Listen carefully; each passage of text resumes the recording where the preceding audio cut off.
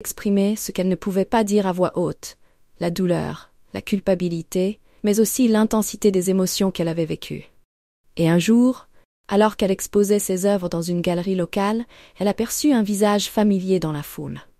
Julien, debout au loin, la regardait avec un mélange d'admiration et de nostalgie. Elle ne s'approcha pas, mais un sourire léger se dessina sur ses lèvres. À distance, mais jamais oublié. Alors que Claire observait Julien dans la foule, une vague d'émotion l'envahit.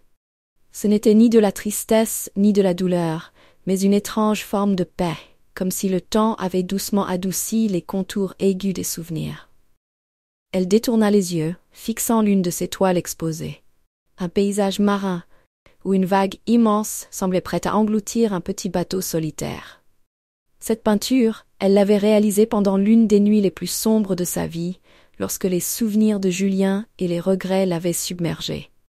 Mais maintenant, en regardant cette œuvre, elle ne ressentait plus la même suffocation. Elle voyait la force du bateau, sa capacité à affronter l'immensité et à aller de l'avant. Julien s'avança légèrement, mais resta à distance respectueuse. Il ne dit rien, se contentant d'un léger hochement de tête lorsqu'elle croisa son regard une dernière fois. Dans ce geste simple, il y avait une promesse silencieuse, celle de laisser le passé où il appartenait, tout en portant en eux ce qu'ils avaient appris. Claire tourna les talons, quittant la salle d'exposition, son cœur plus léger. Peut-être que dans cette perte, chacun avait trouvé un chemin pour se redécouvrir.